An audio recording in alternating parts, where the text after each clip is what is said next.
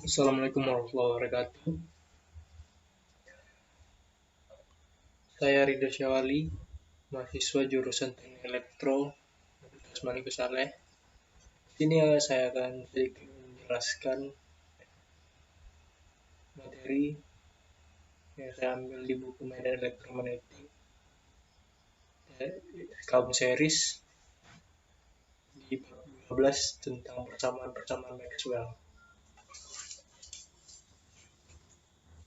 Langsung saja kita mulai. Dari bab 13 ada beberapa subbab. Yang pertama pendahuluan, yang kedua syarat batas medan magnetik, yang ketiga lembaran arus perbatasan, yang keempat argumen syarat-syarat batas, yang kelima persamaan-persamaan Maxwell. Pendahuluan terdapat 5 macam. Yang pertama yaitu sifat-sifat medan listrik dapat dan rapat flux di listrik D pada dua bahan pada bab sebelumnya, yaitu bab 7 untuk medan-medan statis.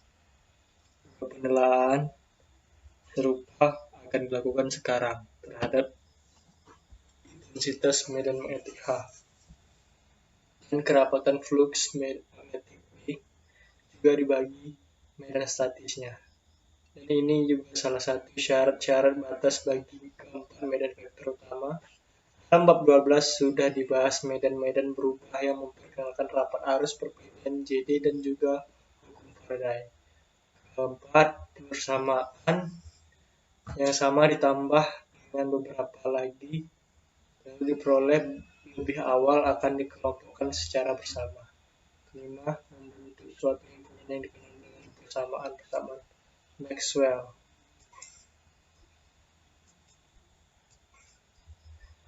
Syarat-syarat batas medan magnetik. Pertama, periksa H dan B pada perbatasan dua bahan. Maka diharapkan akan menunjukkan perubahan-perubahan mendadak, sama seperti E dan D pada perbatasan dua bahan dielektrik yang berbeda. Pada gambar 13, titik 1 akan diperlihatkan permukaan batas yang memisahkan bahan I dengan sifat A1 dan mu R1 dan bahan 2 A2 dan mu R2.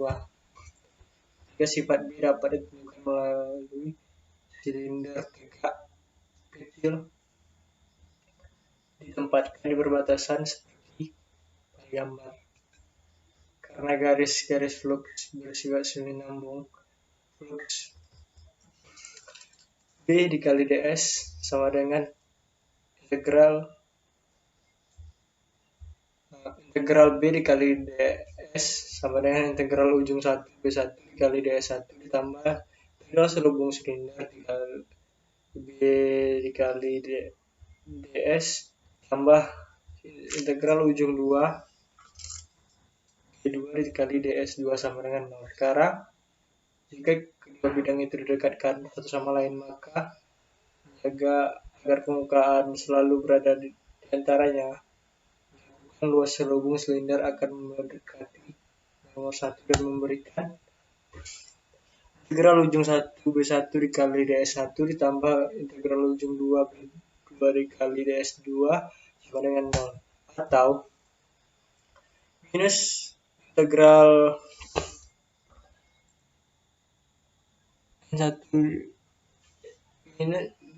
minus B1 integral ujung 1 ds1 tambah Bn2 ujung 2 ds2 sama dengan 0, di mana Bn1 sama dengan Bn2. Ini gambar 13.1-nya bisa dilihat. Selanjutnya, dalam kata-kata komponen normal B adalah kontinu melalui suatu perbatasan. Perubahan ketika H melalui perbatasan dapat diperoleh dengan aplikasi hukum Ampere sekitar suatu lintasan persegi panjang seperti tampak pada gambar 13.2 Misalkan tak ada arus permukaan pada perbatasan itu dengan membuat persegi panjang untuk itu menciut seperti biasanya. Karena 0 sama dengan integral H dikali dl dengan HCl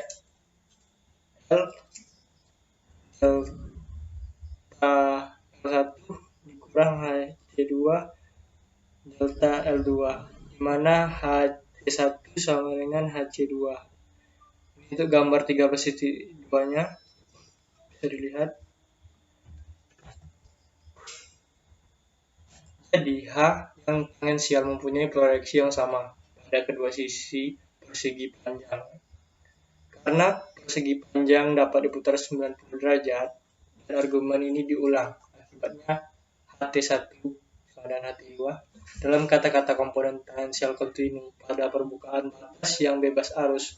Hubungannya θ1 per θ2 sama dengan mu R2 per mu R1.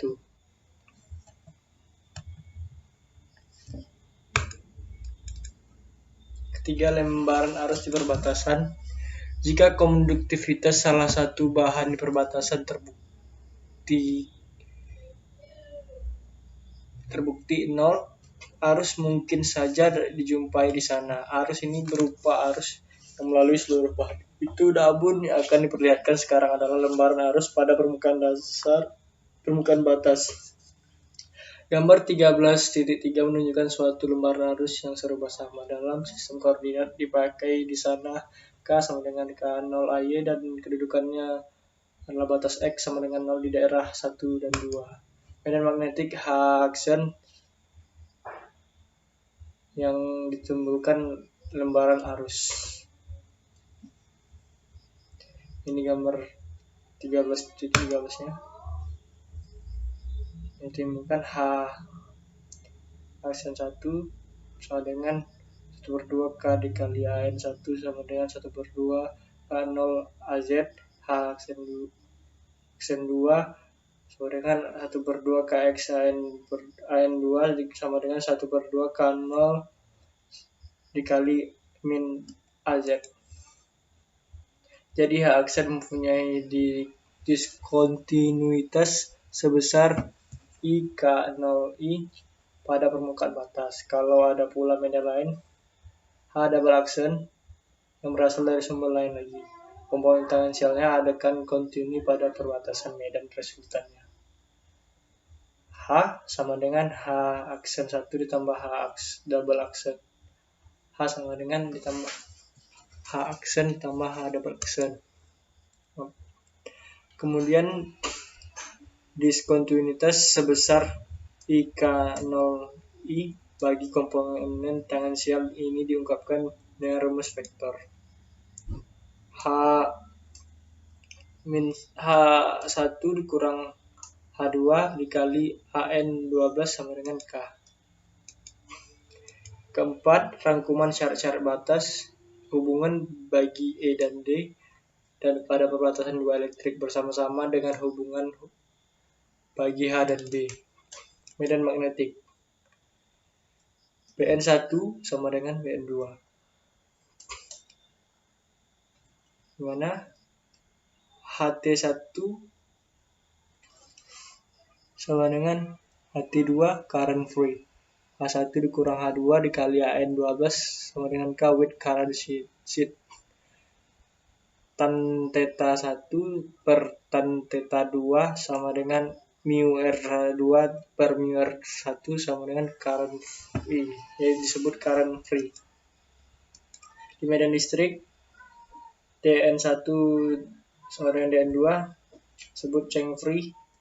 D1 dikurang D2 dikali AN12 sama dengan minus rho S disebut with surface charge.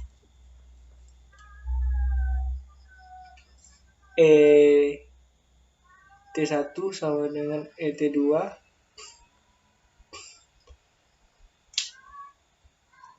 tan θ1 per tan θ2 sama dengan epsilon R2 per epsilon R1 disebut charge free.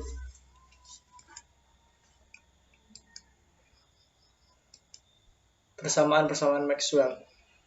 Suatu medan E dapat ditemukan tanpa disertai medan H. Misal, dalam hal kapasitor bermuatan Q. Begitu pula penghantar yang dilalui arus membentuk H tanpa medan E. Persamaan Maxwell seperti ini diperbolehkan adanya muatan arus konduksi dalam suatu daerah. Dilihat pada tabel 12 Maxwell equation free space set. Point from divergen dikali H sama dengan rho D sama dengan du D per du T. Integral formnya ini integral H dikali dl sama dengan integral S dikali du D per du T dikali ds. Dan selanjutnya seperti ini bisa dilihat.